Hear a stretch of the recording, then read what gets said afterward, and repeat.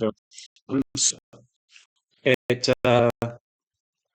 we are studying with Parsha Ki Tavo, and this is we basically start off with the bikkurim, the first fruits, and there's a whole bunch of stuff we're going to get into here.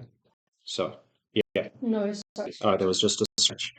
Okay, welcome everyone. We are doing Parsha Ki Tavo now. So it starts off and it says it will be when you enter the land that we get, you possess it, you inherit it, dwell in it. You can't hear what? What's going on? Yeah, I just said you're not recording, and that's when you're recording on your new camera. Yeah, Ma, if you can record, please, because I can't record either, because you took my recording capability when you took over. It's fine. Okay, so for the camera, welcome everyone to Parsha Ki Tavo. And it starts off with when you enter the land that Hashem your God has given you as an inheritance, that you possess it and dwell in it. Then you will take the first of every fruit of the ground, and you'll put it in a basket, and then you will go to that place that Hashem will choose to make his name rest there. So this is the mitzvah of bikkurim, so bringing the first fruits. And it would be all of the harvest and everything that would come together. And that would be what you would take to the temple. And an interesting thing is that in a way, the downfall of the Jewish people was about like firstbornship. Okay, and what I mean by that is, if you think about it, how did we end up in Egypt? It was because Joseph was sold. Why was Joseph sold? There was infighting between the brothers, and that was because his father raised him as the firstborn when he shouldn't have been. So if you go all the way back, you realize that it's actually this idea of firstbornship, which is like part of the nation's downfall. So what do they do as they're about to go back into the land? Because that was the reason they left. And now they're coming back. The very first thing it says here, you honor the firstborn fruits. Which is quite a beautiful thing. And the nice thing is as well is that specifically when it comes to the first fruits aren't necessarily the best. In fact, typically they're a little bit sour. Do you know what I mean? It's taking a while for the tree to get going. And it's like, yeah, exactly. It's like the first pancake. It always comes out a little funny. But the point is exactly that. When it comes to who the firstborn is, it doesn't matter. They're the firstborn. You honor the firstborn fruits. Okay, which is quite nice, like a reclaiming of the old story. So then, like quote unquote the best brother. Yeah, Reuven wasn't the best brother, and then he ended up so-called. Yeah, and he was still should have been the firstborn because he was the firstborn. He was born first.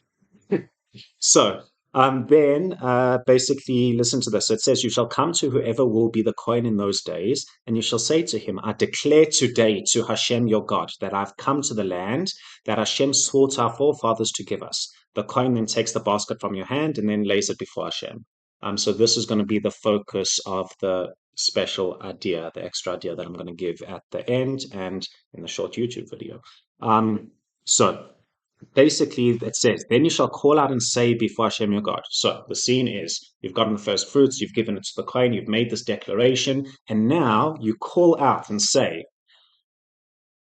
tell me when you recognize where this is from. An Aramean tried to destroy my forefather. He descended to Egypt and sojourned there, few in number. Exactly, this is the extract from the Pesach Seder. How wild is that? This is where it comes in. And then, the Egyptians mistreated us, afflicted us. Then we cried out to Hashem, the God of our forefathers. He heard our voice, saw our affliction and our oppression. He took us out of Egypt with a strong hand and an outstretched arm, with awesomeness and with signs and wonders. He brought us to this place. He gave us this land flowing with milk and honey. And now, behold, I have brought the first fruits of the grounds that you have given me, Hashem, and you shall lay it before Hashem your God. You shall prostrate yourself before Hashem. How wild is that? This is the... No, I'm not going to sing the song. I'm not going to sing the song. But the point is here that that what we have is like it's just so nice to see the Pesach Seder story in context. Like at that verse is coming in as we're about to go back and we're reflecting on our past and like how we got here. And this whole idea, an Aramean tried to destroy my forefather. Who's the Aramean? Laban. Lavan. Lavan is what happened. Lavan is the first exile. Yaakov first gets exiled to Lavan's house, and then they kind of don't get it right. He then gets the whole family gets exiled down to Egypt. So they kind of recalling both exiles here in the story, which is just so super cool. So then it says, you will rejoice with all of the goodness that Hashem your God has given you in your households. And this idea of rejoicing with all your goodness, funny enough, after all of the curses that we get later, at the very end, it says, and you've, like, we'll get to it, but basically, it's like, why are you cursed? Because you didn't serve Hashem with like all your joy and heart and like that type of a thing. Which is interesting because like that seems to be the key theme here is at the beginning it says rejoice, like you're supposed to be happy, you're supposed to celebrate. And that seems to actually be a really, really key theme in the words of the Breslevers, mitzvah gedola liot besimcha, even though it is not actually one of the 613 mitzvahs to be happy. It's a very nice saying. Okay. So then there's the confession of the tithes, and basically it says that when you finish tithing of your produce in the third year, basically what would happen is tithe is the 10%, right? That's the maaser, which we now give today 10% of our post tax income. And back in the day, it was 10% of whatever crops you produce. So what's interesting is they were taken from the crops according to a 3-year cycle. So every year, the first tithe is given to the levites, okay? And in the first and the second years, that's maaser sheni, which is eaten in Jerusalem. And then the third level is in the third year, instead of the second tithe, we take maaser ani, which is the tithe for the poor people, which is really interesting to me that the special tithe for the poor people only actually happens every third year. So it's like it's interesting. I don't know what's going on there. So there were all of the other like ways that the poor were able to get from the crops. There was the corn of the fields. There was if you dropped stuff while you were threshing, all of that stuff. There definitely were those safety nets. It's just interesting to me. Why is it that 2 years it's specifically for you to go to Jerusalem and eat, and then the third it's to give to the poor people? Just interesting. I don't really have thoughts on that. And then it says, then you'll say before Hashem your God, I've removed the holy things from my house. I've given it to the Levite, to the proselyte, to the orphan, to the widow. Basically, this declaration to say that I've not transgressed any of your commandments and I have not forgotten. So you come, you give the tithes, and you have to make this proper declaration, which says that I haven't forgotten. And then it says also the other things like, I didn't eat of it, because a big thing of back in the day in temple times was purity, like ritual purity, tuma and tara. That was like how we now are like super obsessed with like kosher and like, the things in that and, what's the new version of bug that's in this particular. So back in the day, it was actually tuma and tara, when you were pure and when you were impure. That was like the massive thing. And it was because it actually had these, first of all, because you actually could become pure because of the red cow, where you would burn the ashes and then sprinkle them. And that was basically the purification process. But quite specifically, when it's, no, not specifically, I just blanked. What was I talking about? You could become pure. Yeah, purity. So exactly, it says here, you're not allowed to eat the maaser if you're impure. So they were like, and that's one of the declarations that you're saying now is I didn't eat it when I was impure.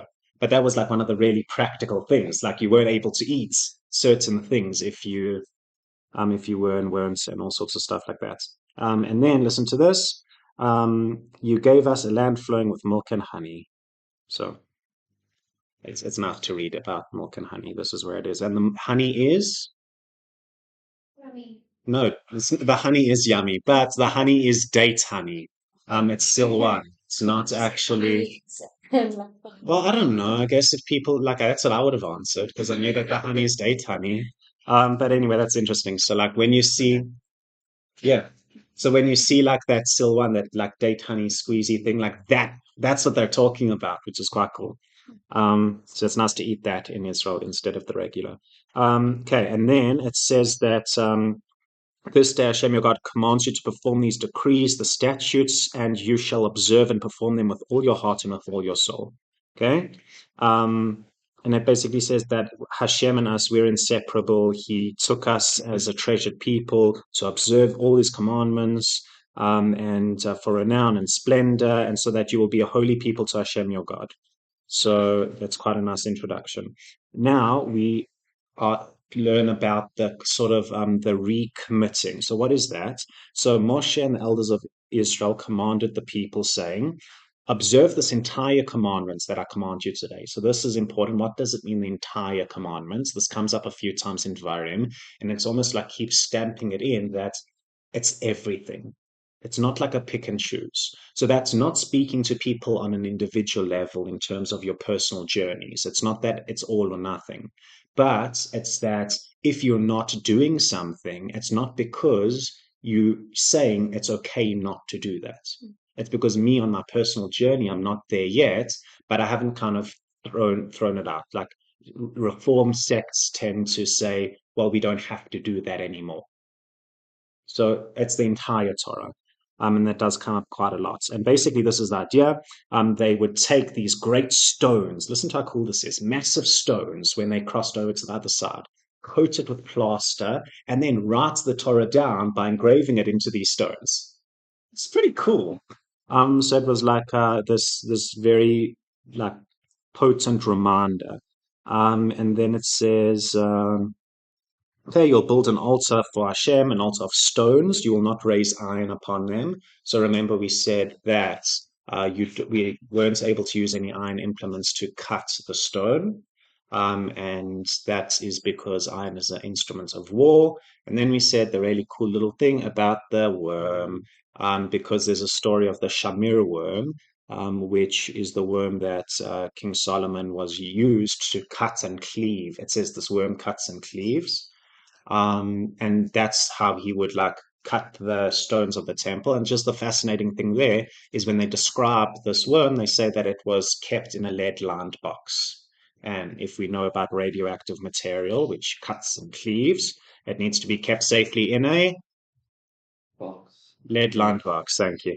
Okay, cool. So it basically says then, okay, so Moshe commanded the people on that day, saying, these shall stand to bless the people on Mount Gerizim when you have crossed the Jordan.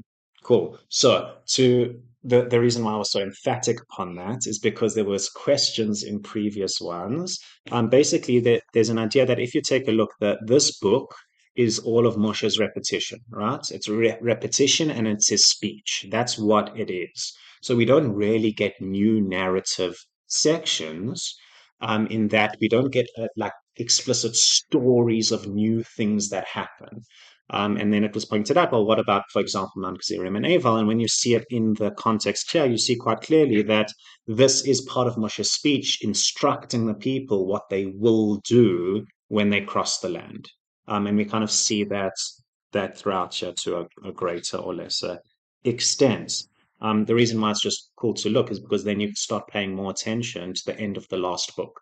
Because like what are the stories that's ending kind of the story portion, if you were to say it like that. Okay, so at Mount Gerizim and Eival, what they would have is there were quite a few of basically the tribes were split in half. Half of them went on Mount Gerizim, half of them stood on Mount Eival, and then in a loud voice they said, accursed is the man who makes a graven and molten image. And everyone will say, Amen.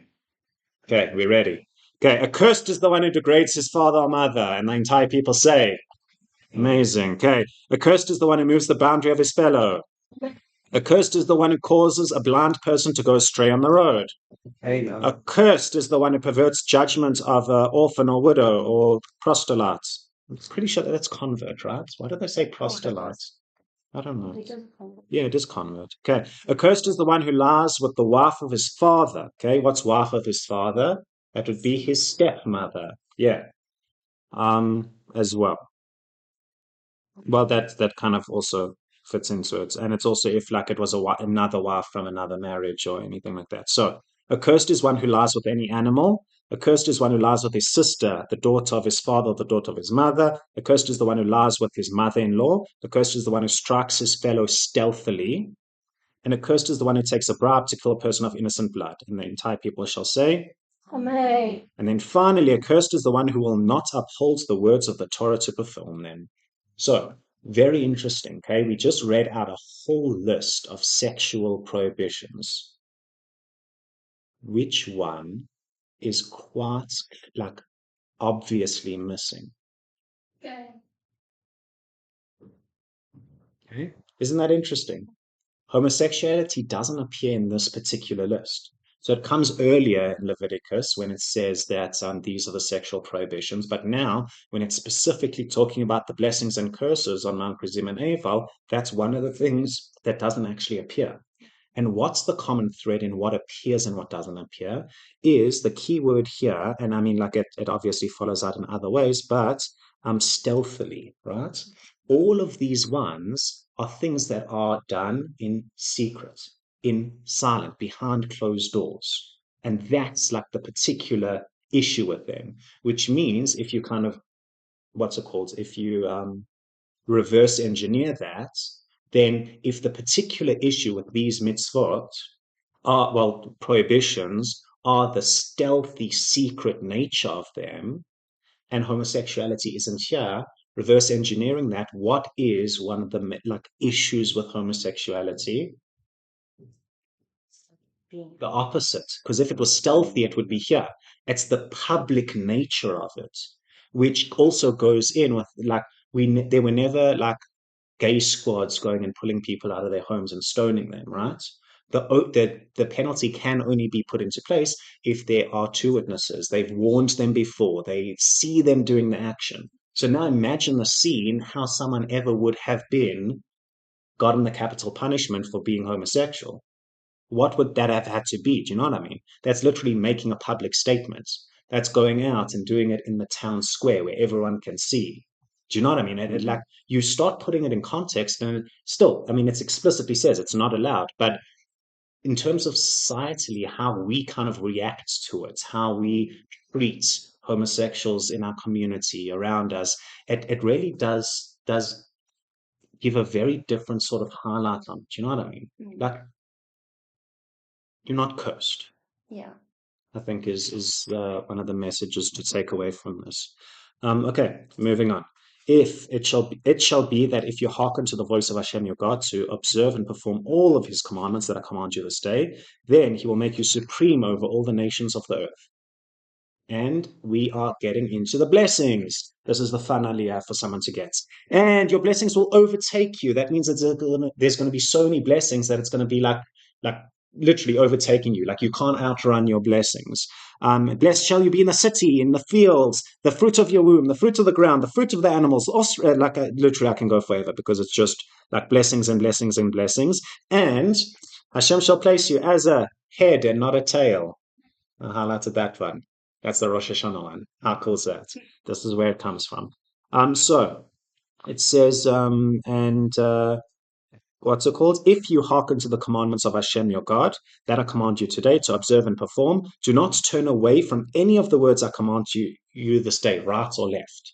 That's again that idea of the whole Torah. Don't turn right or left. Like you kind of, this is what you're supposed to do. You don't start kind of messing with it. And then, yeah, that's what it says. And what's interesting is this is pretty much the blessings. Okay, it's like most of one page. The curses then go on for far, far, far, far longer. Okay, No, you mixed. far, far, far longer. No, the curses are short, the blessings are long. No, No. no. But you said all of the curses and there was like a list of like 4. Sorry, I'm saying no. So that was accursed is one who accursed is one, and they say Yes. amen, amen. Now I'm talking about, this is now Hashem is saying, if you follow my commandments, Okay. these are the blessings that you are going to get. And then it says, if you don't follow my commandments, these are the curses that you're going to get. And the blessings are kind of short, and the curses are drawn out. And it's almost like the blessings are like, you kind of don't even need to say it. Do you know what I mean? Like, if you felt like life's going to be amazing, life's going to be incredible, and like, do you even need this list of blessings to know just how, like, I mean, like, of course it's going to be great, but sometimes we need to know what might go wrong. And what's also cool is once we start getting into these, this like curses section, is it starts really like there's a lot of prophetic stuff that comes in here, which is very cool to see. So now the admonition, and this is the not fun aliyah to get, where like they'll basically, when someone goes up to, so an aliyah is when someone goes up and they read from that portion of the Torah, well, someone reads for them, and then afterwards there's like a little, it's called a mishaberach, where they'll say like, it's basically like pumping them up.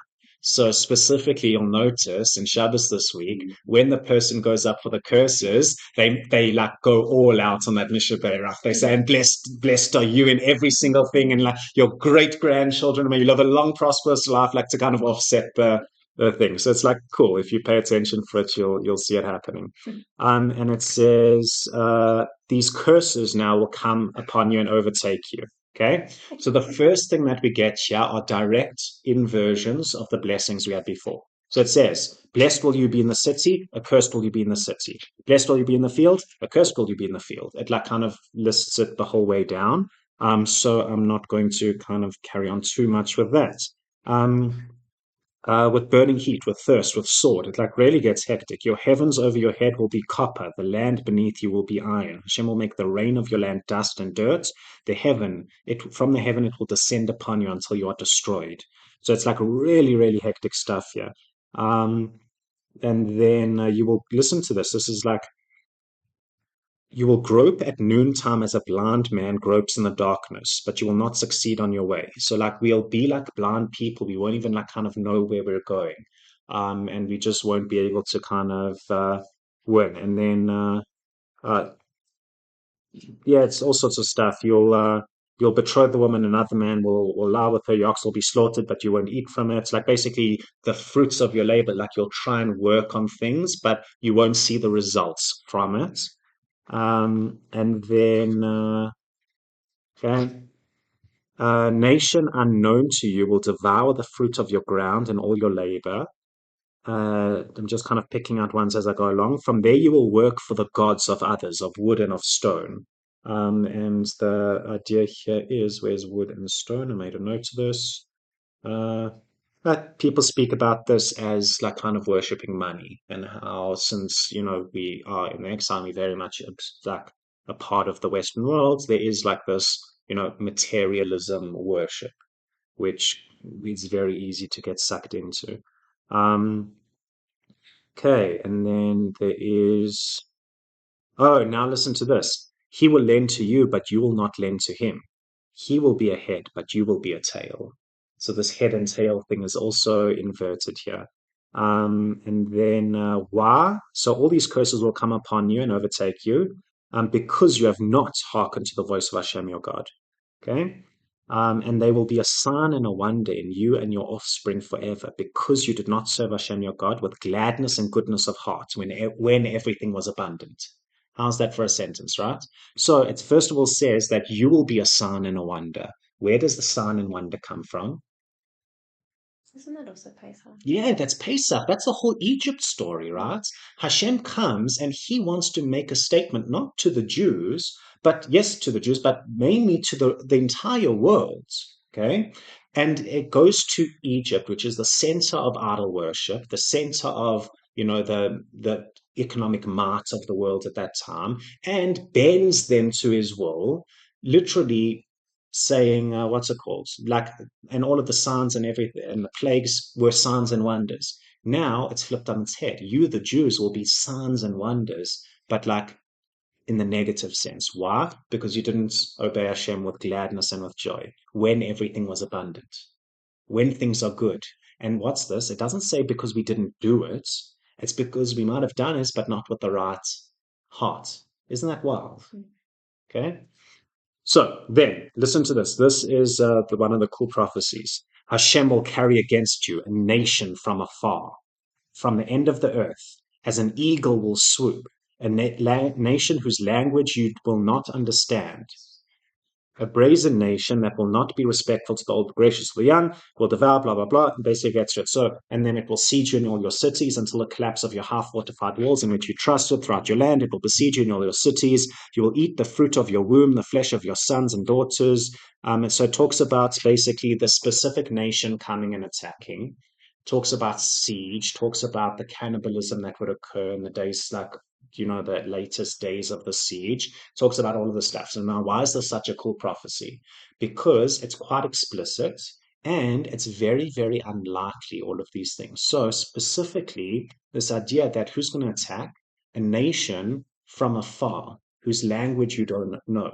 Most of the time, people would be attacked by surrounding countries, which means that, first of all, you'd know them, and they were often shared dialects, and even if they weren't, you would still have known of the language. But the Romans came from all the way in Italy, and they spoke Latin, which no one spoke at the time. And who knows what one of the symbols of the Roman army was? Eagle, as an eagle that swoops. So anyway, yeah, that's quite a cool one. And then, as we know from the history, they did besiege Jerusalem, and there was cannibalism, and it was okay. So in the second Beit Hamikdash time, second Beit Hamikdash time. So the Romans destroyed the second one. Okay, how did they destroy it? There was uprisings and whatever. What was that? Pigs in the Beit Hamikdash. The pigs in the Beis Hamikdash, and there were all sorts of things that basically they came in wanted to desecrate the temple, but it was because of kind of Jewish uprisings and trying to take back the land, because the Romans had. Funny enough, how did the Romans actually come in? There were two brothers of the Hasmonean lineage. I'm pretty sure it was them. So the Hashmonaim win. That's the story of Hanukkah. And they win and they throw the Greeks out, and it's a great success. Reclaim the land, rededicate the temple, and then there are kings. But this is the problem. Before that, so the Hashmonaim, he was a Kohen, right? Yeah, I'm pretty sure they were Kohanim. Yeah. So before that, you had it's like the quote unquote separation of church and state, right? So you had the one power was the Nasi, which was the political, legal sort of authority. Well, you had the Nasi, you had the Sanhedrin, which was then the legal authority, and you had then the Kohen Gadol. So these are kind of the three powers which balance each other out. What happens after the Hashmonaim come into power? Well, now they're Kohanim, but they keep the rule. So it was like this merging of the two sort of offices. And it ended up being really bad, even though the first generation, were the rescuers. It got kind of progressively worse and worse. And then there was this massive infight. Well, there was infighting between two brothers, and one of them brought in the Romans to mediate. And the Romans never left. And that is how the Romans ended up occupying the land of Israel. Isn't that wild? Eh? Very interesting stuff. So, and then that's the backstory. So Rome eventually, so that's the backstory. So you understand what is happening in the time in terms of the Jewish sort of story that's going on. The Romans then eventually, there's an uprising because people are trying to claim it back. They're sick of these Roman tax masters and collectors and everything. And the rebellion doesn't work out. And basically they end up sending a huge amount of Roman troops through to lay siege to Jerusalem. Jerusalem is now besieged, and they actually had enough food to last longer. But what happens? There were three groups. There were the zealots. There were I think it was, is this where the Esseim and the Proshim come in? Well, that's something else. I forget. But the point is, there were three groups. I forget the exact makeup and demographics, but basically, there was a group that thought that they needed to fight to the death, like Masada style. That was actually the same group that I think went to Masada, which is why you see the story there. Everyone kind of mass suicided at the end, if it happened, whatever. But that's basically, it's supposed to be that same type of mentality, right? So they ended up burning the stores of food in Jerusalem in order to encourage the other people to fight, and kind of like not make peace with the Romans and whatever. So like we really were the instruments of our own downfall. And then in the siege, it gets really, really bad. It gets terrible, and people start eating their children and all sorts of things like that. It is a yes. The fruit of your The fruit of your womb. It wasn't like lychees. It was babies. terrible. I didn't realize you guys didn't know this. No. I'm, I'm glad that you came to class today. Okay. And moving swiftly on. So, your life will hang in the balance. You will be frightened night and day, and you will not be sure of your livelihood. Listen to this. This is like, whew, the sentence, okay? In the morning, you will say, who can give back last night? And in the evening, you will say, who can give back this morning? Right? That's like deep. And then it says, oh, this is also wild. So it says, Hashem will return you to Egypt in ships. And there you will offer yourselves for sale to your enemies as slaves and maidservants, but there will be no buyer. And this is actually historically recorded, which is like fascinating. And yeah, then we basically end. And it says, these are the words of the covenant that Hashem commanded Moshe to seal. And then Moshe's final charge to the people. He then summons all of Israel and says to them, you have seen everything Hashem did before your eyes in the land of Egypt. I led you for 40 years in the wilderness. And he's basically, you will observe the words of this covenant and you shall perform them and you will succeed in all that you do. And that is the end of this week's Parsha. Wow. Wow. Any questions? Comments? Haven't unrelated story. Recipes? Okay. Let me stop.